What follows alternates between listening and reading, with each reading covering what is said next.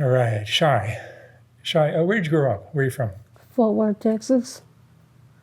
And tell me about your family growing up. You had both your mom and dad?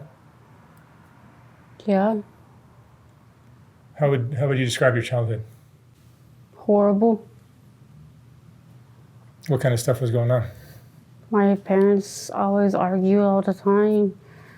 I really didn't go to childhood. I didn't really have a childhood because, like, my mom would get into it with her and with my grandparents on my dad's side. So then we're packing up our stuff and moving to Waco to her family, to her mom and dad, or to her mom.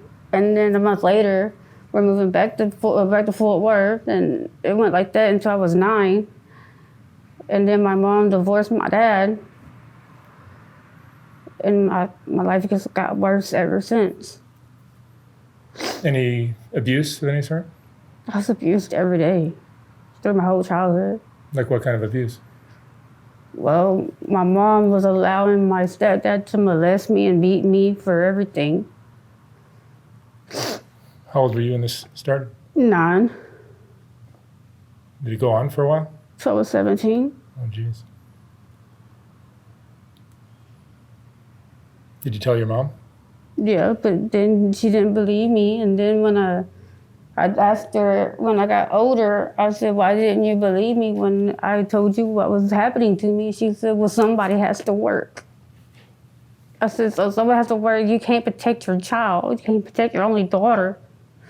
She's like, no, somebody had to work.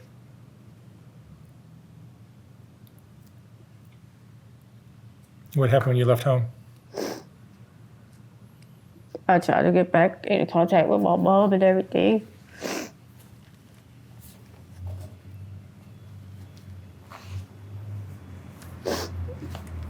And then I ended up getting pregnant, had 3 kids.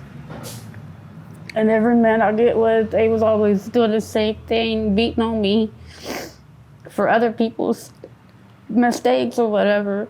I was always the blame for everything. So then I had my daughter in 2009, my last baby. And my mom took my daughter away from me when she was 9 months old. And my baby daddy was in on it, fucking took my daughter and wouldn't bring her back home. I haven't seen my kids in 12 years.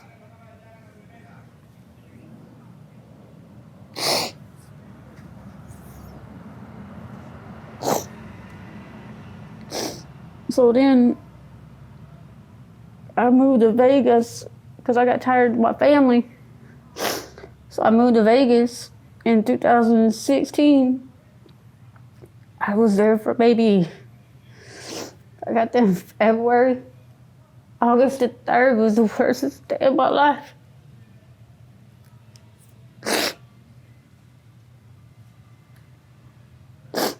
I met somebody on there's live links I was talking to, and he got me a motherfucking taxi ticket to his spot. And I went and started drinking and smoking weed. I wound up staying there for 3 days. After the 3rd day, I was trying to leave. He wouldn't let me leave. That's when I started being abused, raped for 2.5 years. And this is the guy you met through the internet? From live links. Is that like a dating site or something like that? And they still have it on TV. It is not supposed to be. And I managed to get away, but for 2.5 years, I was 209 pounds in 2016. When I left March the 21st of 2019, I was dead. My eyes was rolled in the back of my head. I got scars all over my body. I was hit with a cell phone charger, everything. I got VCR tape print on my head, on my forehead. I got Right here in my head, all my head is where I was hit with a roach spray can, where he busted the bottom of the can on my head.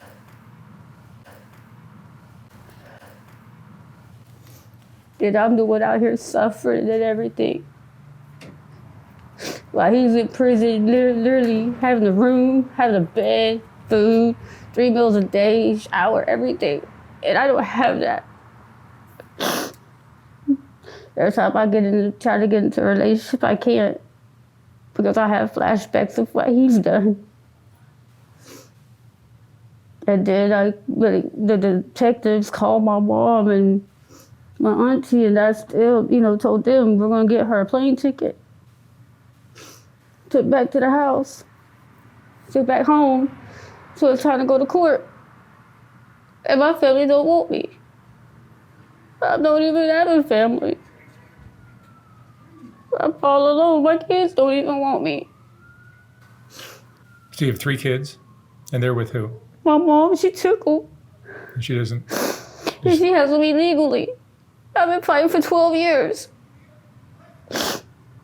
But I even have proof that she has them illegally, but the police is on her side. She has everybody in Texas on her side. I don't have nobody to fight for me. I have a lawyer, but he was even fighting. But he's not strong enough to fight against the police and the judges in Texas. So I didn't see my kids at all. My daughter don't know who I am. So I have adopted son. I got a little 16-month-old baby that I've been taking care of since he was 2 months old. And he's with you right now? He's in Vegas with his dad and his grandma. That's the only baby I ever think about. He's the only one that's really kept me alive. If it wasn't for him, I wouldn't be here. Because I'm tired of feeling like this. I shouldn't have to feel like this. I shouldn't feel like I'm ugly and shit. Because I know I'm not, but I feel like I am because of the scars.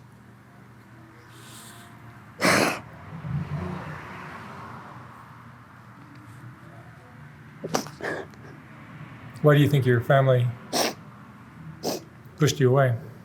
They've been pushing me away since I was a kid. I was always the black sheep of the family. I was blamed for everything, no matter what it was. I was blamed for everything. My mama didn't even want to have me. I was finally told when I got a little bit older. My auntie told me, she goes, your mom wasn't even wanting to keep you when she was pregnant with you. She was trying to take abortion pills with you. Trying to get rid of you. So I already knew my mom never cared about me at all. Who was your dad?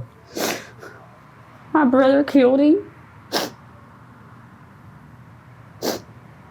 My brother killed my dad on Christmas night in 2014. They tried to tell me my dad was on life support. And I knew my dad was okay. I knew my daddy would made it, just for me to come and see him and everything. But my brother told me, I'll call you back in 10 minutes. That was the worstest 10 minutes phone wait I ever had. I thought I was gonna be happy and good news, yay, daddy's gonna be okay. No. I get the news, I just pulled the plug on my own daddy on Christmas. Like my dad was my world. Like I wouldn't be going through any of this if my dad was alive.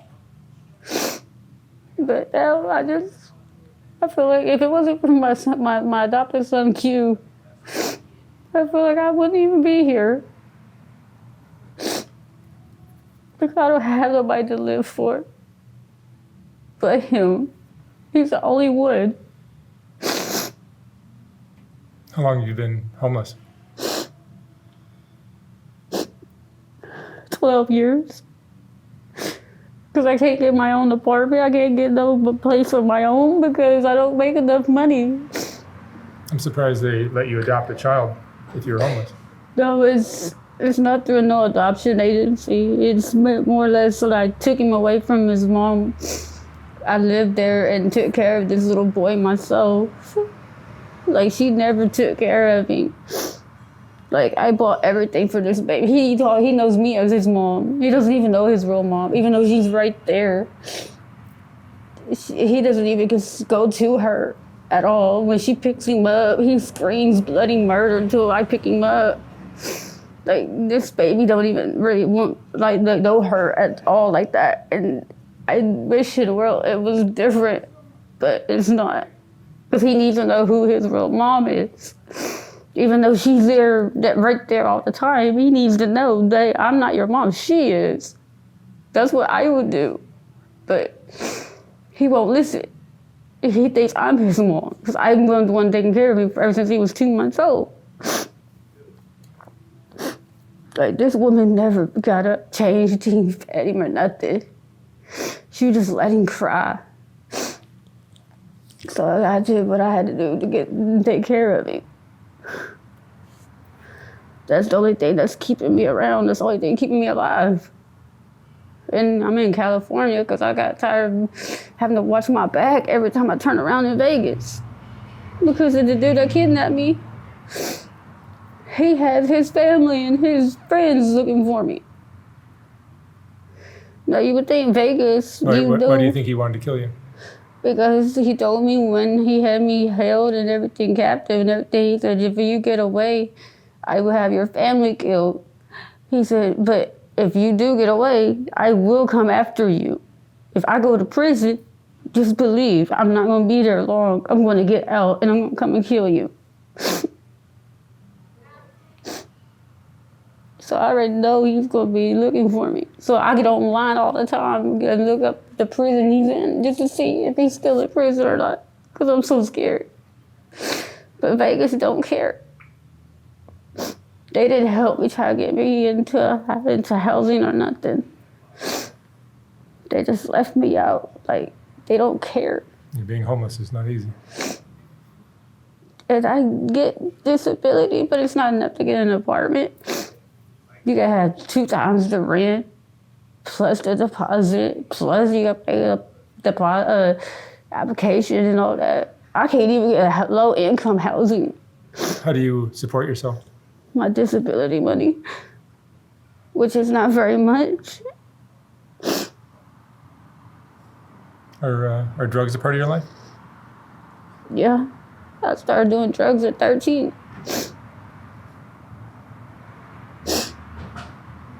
Do you think that might be part of the reason your family No, didn't because welcome you? my family didn't know I was even doing drugs when I was a teenager. I kept it a secret. Nobody knew I was even doing drugs at all. So I kept it a secret. I kept it away from people. People never seen nothing. Like my kids never even seen me do drugs at all. Never. Like, I made sure I kept that private at all times. I didn't never let nobody know. It's just now with everything I've been through, I just basically just gave up. Like, forget it. I'm just tired. What drugs do you use today? Crystal meth. And it's the only thing that's helping me not to lash out and try to commit suicide. As long as I'm smoking on that, I don't think about anything else. I don't think about running out in front of a car. I don't think about jumping off of a bridge or get a knife and slice my own throat. I don't think about that when I'm getting high. Have you had suicidal thoughts before? Yes, my ex is actually, I just got out of the mental hospital before I came to Cali in June. I got out June the 17th because my ex called and told him that I was trying to commit suicide by jumping in front of a car going 50 to 70 miles an hour because I got so tired. Because I'm tired, but nobody knows how much pain I'm in all day, every day. It's horrible. I wish there was no way I could feel this pain in my life. And I'm talking about the broken bones, fractured bones. My ear, I'm deaf in one ear now. from being beat so bad in my left ear that he made me go deaf.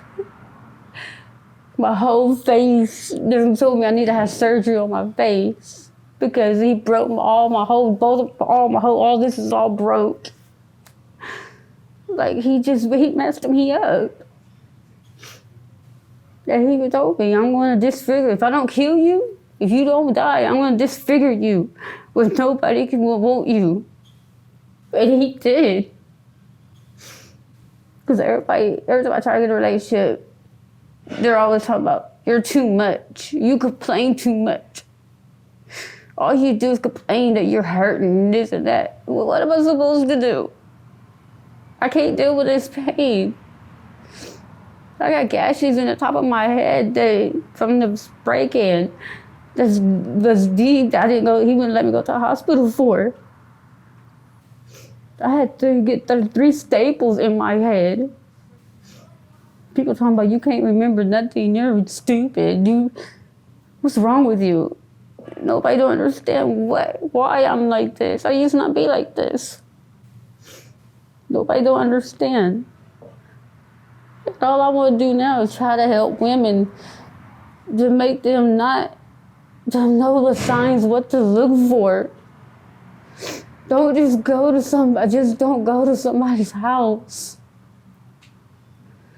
Talk to them for a while before you do anything. This was a lesson for me. Do you have anyone in your life that you consider a friend? Yeah. I got a best friend since 5th grade. And she had to get the news that I was walking around the store with a known killer.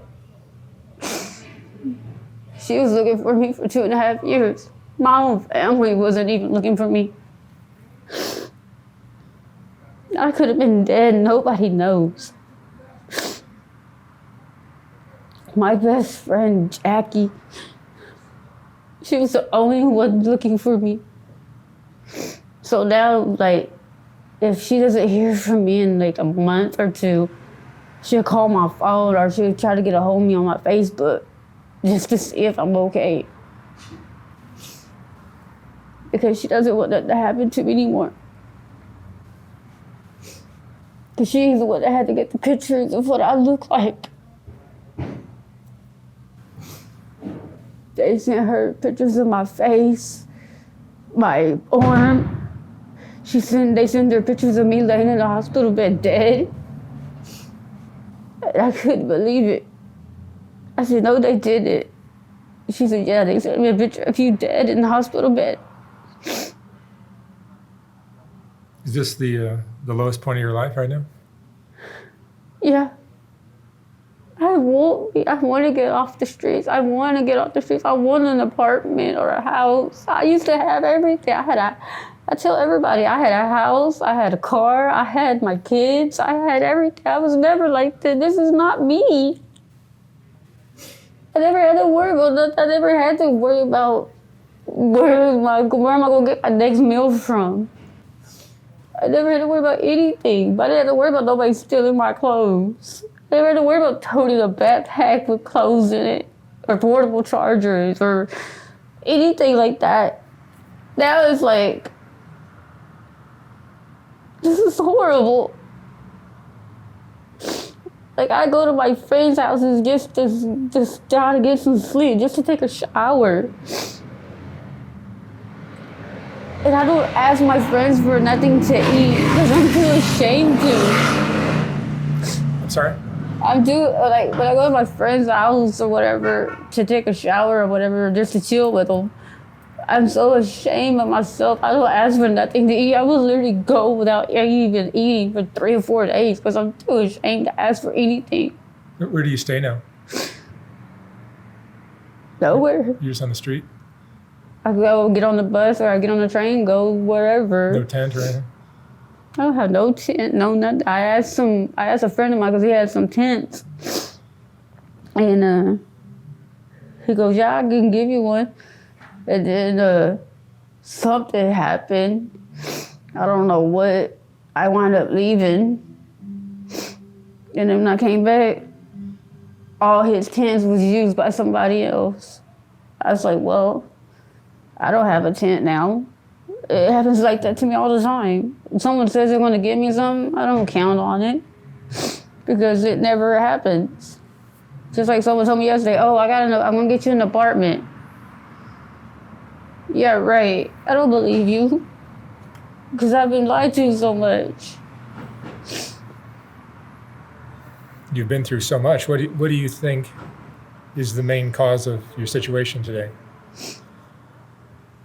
My mom. Your mom? I've been going through this my entire life. I haven't had a good life at all. Like, I cannot count on one hand of how many good days I've had at all. Like, I don't even spend money on myself. Like, I don't even have an ID to get a motel room. I have to call one of my friends. Hey, if I give you the money, can you get me a motel room? And then they get an attitude, guess what? The motel's in their name. They can kick me right out, even though I pay for it.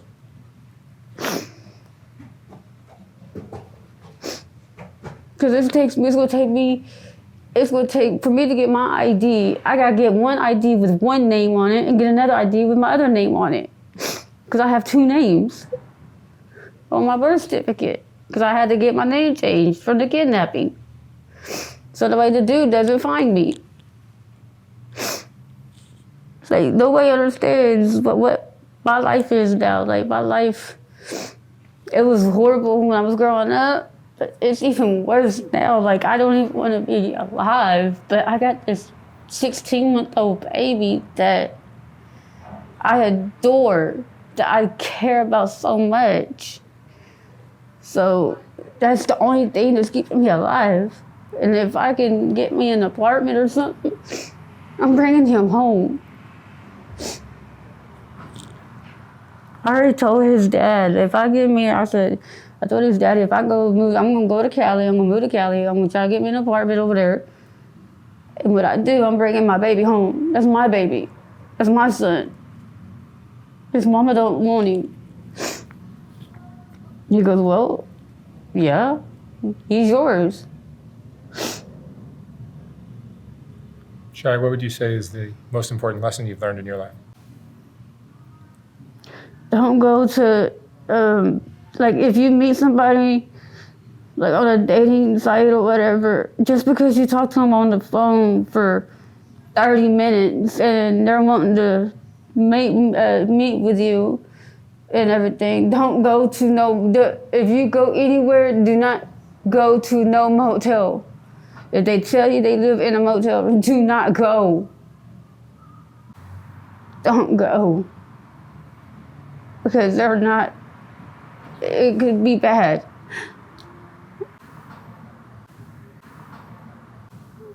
All right, Shai. Well, thank you so much for sharing your story. I can send you some places that might help you with housing, so maybe you can get a roof over your head. Right on. Thank you very much.